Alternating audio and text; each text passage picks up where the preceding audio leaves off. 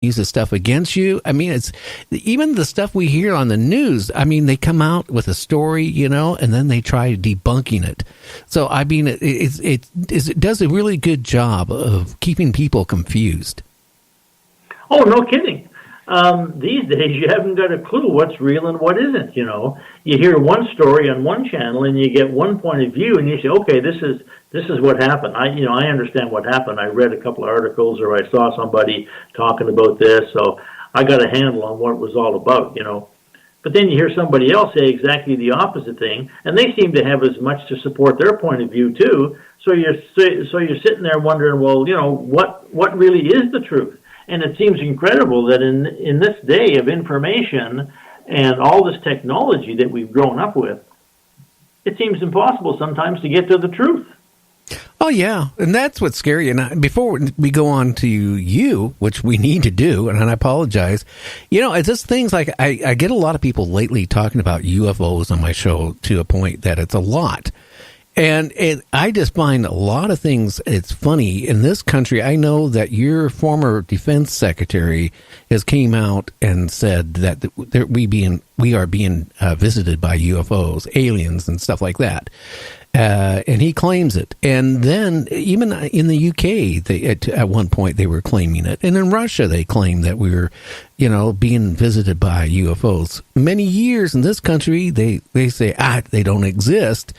But then all of a sudden, like last November, from 2-year-old videos off of fighters off the aircraft carrier off of the California coast encountered, you know, a UFO. And they, you know, made a video of it, I should say. Boy, I couldn't even talk there. Video of it. And the voice, you know, between the two pilots and all that, and talking to the aircraft carrier control, you know, all of a sudden in November, was made out to the public for some reason. It got out to the public, and the government didn't deny it at all. And then we had what do you call it, our country, the Air Force, the person in charge of the Air Force, come out. He was addressing the cadets, graduating cadets, and he was telling the cadets, hey, our next war, we don't have to worry about it. It's not going to be a ground war. The next world war will not be on ground. It'll be in outer space. I'm going, wow, that's kind of weird, you know, the Secretary of the Air Force saying that. Then 2 months later, our president, Trump, you know, jokingly said, you know, I ought to create a space force. And then 2 months later, him and the vice president, you know, direct the Pentagon to start the process to create a space force. And I'm kind of figuring in my head, what is going on? Oh, I know. You know, whenever I hear somebody talking about UFOs are real or space aliens are real, you know, I tend to just kind of tune it out because I decided that I don't believe that stuff, you know, so I don't pay any attention to it. But every once in a while I'm talking to some friends of mine. I got a couple of friends who are really into this stuff, and they, you know, they believe it. They think there's all kinds of evidence for it, right? And I have to say, I mean, I don't necessarily take anything that they say as the gospel truth, you know, but they certainly believe it, and they've got all kinds of evidence to back it up, and they think that I'm just somebody with blinders on. That's like, you know, willfully ignorant because I'm ignoring the so-called facts that they accept, you know. So again, it's the same deal, right? It's like I said, you know, thinking of these people living in these villages 500 or 1,000 years ago. You really don't know what the truth is. You know, somebody tells you, hey, over in the next town, you know, they got this super weapon, or they got this disease, or they got this thing going on. You know, you really don't know what the truth is. And it seems like it's that way again now. I mean, it's totally bizarre. Well, I think they're trying to debunk everything and make it to the point where the average person can't even digest it. And that's the scary part. But I will say this. I have a weekend host now, Michael W. Hall. He happens to be a practicing lawyer in the state of Washington. He has a UFO I-Team group where they go out and they're trying to prove that UFOs exist. And Anthony, they just recently went to Mount St. Adams, and they came back. And I don't know what all this stuff is, but they had videos and videos of things flying out in space. and turning and stopping and going different directions and doing all this weird stuff that, how do you explain stuff like that? I mean, it's kind of weird. A lot of stuff that's going on. Maybe it's got to the point where they can't hide it anymore. I don't know.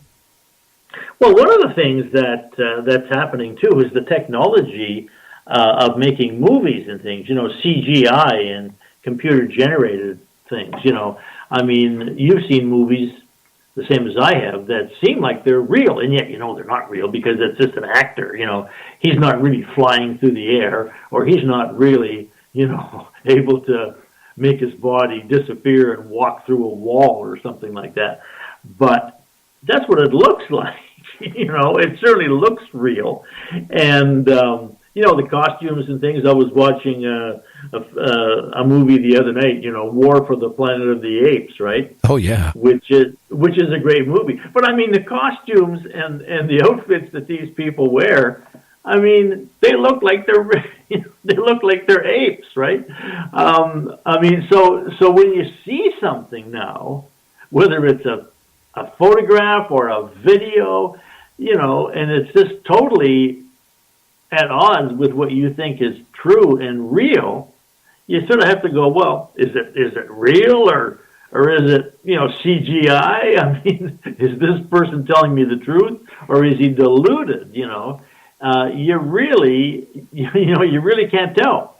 So, I mean, what I try and do is, and I assume you do too, is sort of choose your own path. I mean, you try and keep yourself sane and logical and reasonable, and live your life as best you can. Do the best job you can with your kids and your work and your grandkids, and just somehow trust that everything's going to be okay. What else can you do?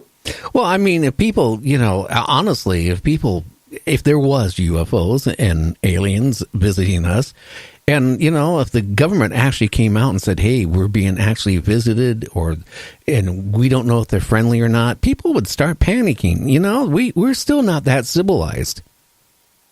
Well, I think it was Stephen Hawking, who said that if there are aliens out there that wanted to visit us or attack us, we wouldn't have a prayer. I mean, look at all the technology that we've evolved in the last 150 years, I mean, 150 years ago, all they had was basically the telegraph, sending Morse code through wires. And look at all the technology that's available now with lasers and nuclear weapons and flying ships going to the planets and everything else. Well, and can you imagine a race of alien beings that are 10,000 years or 100,000 years ahead of us? I mean, if they decided that they wanted to, have us for dinner, I mean, what could we do to stop them? We wouldn't have a hope. Well, you know what? I joke around that quite a bit on my show, and some people actually took it serious. But, we eat everything on this planet, virtually anything it's eatable or not even eatable. People have tried eating it. We, even eat other humans. There's still a couple areas in this country where, people go missing, for dinner. And you know what I'm getting at. And we are civilized, right? So we go out and hunt deer. We go eat and butcher cows. We eat chickens, all this stuff, right?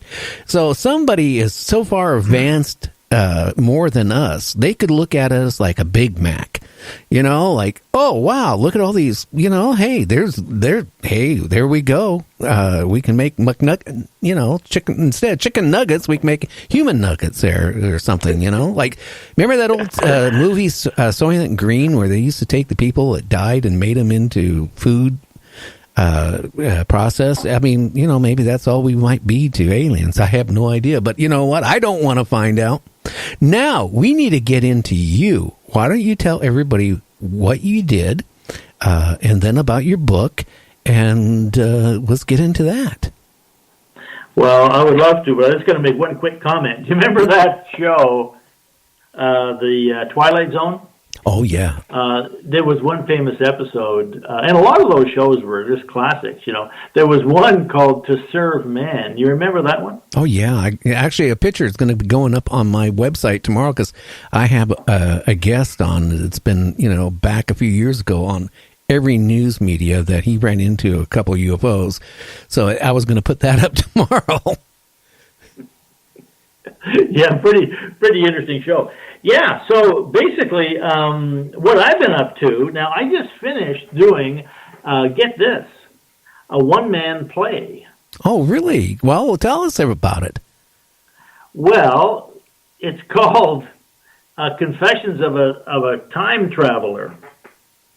Okay. Because I realized when I was a kid, and of course this is the origin of my book and all the work that I've been doing, literally all my adult life, has been working with people, helping them live happier and more successful and better lives by recognizing the power that they have in their minds, the power of their thoughts, the power of their beliefs, right? And so I have this book, which we've talked about before, Mind, Time, and Power. And that's all about how you can use your thoughts, how your mind works, and how you can use your inner senses and your outer senses to literally turn your dreams and goals into physical aspects in your life, But I never ever talked about where all of my inspiration and all of my ideas came from. And that was when I was 10 years old, I had this dream. And you could call it a precognitive experience. You could call it a psychic experience. You could call it an out-of-body experience, a near-death experience. All of those terms are terms that people use for this kind of experience that I had.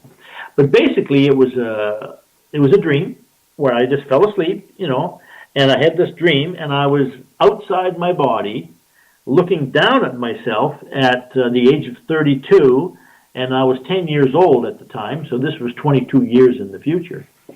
And this dream impacted me to such a degree that I spent the next 20 years trying to figure out a reasonable, logical, sort of quasi-scientific explanation for how it could possibly happen that you could get information from the future. Because right from the moment that I had this dream, it felt to me like this was real. I was getting some actual information from my future. So this became literally the focus of my life, was to figure out how it's possible to get information from the future. So this became the focus of my research when I was in my early teens. And I read everything I could read about the power of the mind and time and space and time travel, and science fiction books and human potential, because in this dream, I saw myself traveling around being a paid speaker, teaching people how to live better lives using their natural mental abilities, right? And so what I eventually, and of course, in the meantime, certain aspects of this dream started to come true. And so in 1980, roughly, I was 30 years old, and I was starting to do some seminars and some workshops on the power of the mind. I'd taken some workshops on what was called mind power. I learned about the law of attraction. I learned about visualizing. I learned about the power of belief, the power of affirmations, and they started to work for me. So I started to teach some classes and things in using your inner senses, using the power of your mind to achieve your goals in your life. And I was invited. This was in Vancouver, BC, and I was invited by somebody who was a guest at one of my lectures to go to Portland, Oregon, and do some teaching for a group that he was involved in. They were in some sort of human potential group. They were reading, books about the power of the mind and that sort of thing. So he invited me to come down to Portland, Oregon, and teach some classes for his group. So I did. I took a train.